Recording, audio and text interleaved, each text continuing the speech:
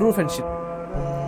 True ஃப்ரெண்ட்ஷிப்னா நம்ம பொதுவாக என்னன்னு சொல்லுவோம், கஷ்டமான நேரத்தில் யார் நமக்காக உதவி செய்யறானோ அவன் தான் உண்மையான ஃப்ரெண்டுன்னு சொல்லுவோம்.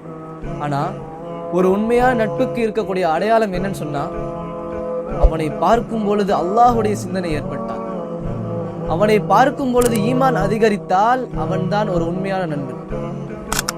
நீங்க ஏதாச்சும் ஒரு தவறு செய்யும் பொழுது அந்த தவறை விட்டு உங்களை அவன் தடுத்தால் நீங்கள் அல்லாஹ்விடத்திலே அந்த நட்புக்காக வேண்டி அதிகமாக நன்றி செலுத்த வேண்டும். ஏன்னு சொன்னா, நபி ஸல்லல்லாஹு அலைஹி வஸல்லம் அவர்கள் சஹாபாக்களை பார்த்து சொன்னார்கள், மறுமை நாளிலே ஒரு கூட்டம் வரும். அந்த கூட்டத்தை பார்த்து நபிமார்கள் சுஹதாக்கள் பொறாமை கொள்ளும் அளவிற்கு அல்லாஹு தஆலா ஒரு மகத்தான ஒரு அந்தஸ்தை கொடுத்திருப்பான்.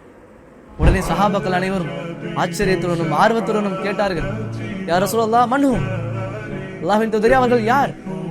கேட்ட உடனே நபி ஸல்லல்லாஹு அலைஹி வஸல்லம் அவர்கள் அழகாக சொன்னார்கள், ஹும் கௌமுன் துஹாபு பிருஹில்லாஹ். தன் தோழமையை அல்லாஹுக்காக யார் மாற்றிக்கொள்கிறாரோ அப்படிப்பட்ட நபர்களுக்கு அல்லாஹு தஆலா இந்த அந்தஸ்தை கொடுக்கிறார். சுப்ஹானல்லாஹ். சிந்தித்து பார்க்க வேண்டிய ஒரு விஷயம். அதிகமாக தொழுபவருக்கு அல்லாஹ் இந்த அந்தஸ்தை கொடுக்கல, அதிகமாக நோன்பு நோட்பவர்களுக்கு அல்லாஹ் இந்த அந்தஸ்தை கொடுக்கல. மாறாக யார் தன் தோழமையை அல்லாஹுக்காக மாற்றிக்கொள்கிறாரோ அப்படிப்பட்ட நபர்களுக்கு அல்லாஹு தஆலா இந்த அந்தஸ்தை கொடுக்கிறார்.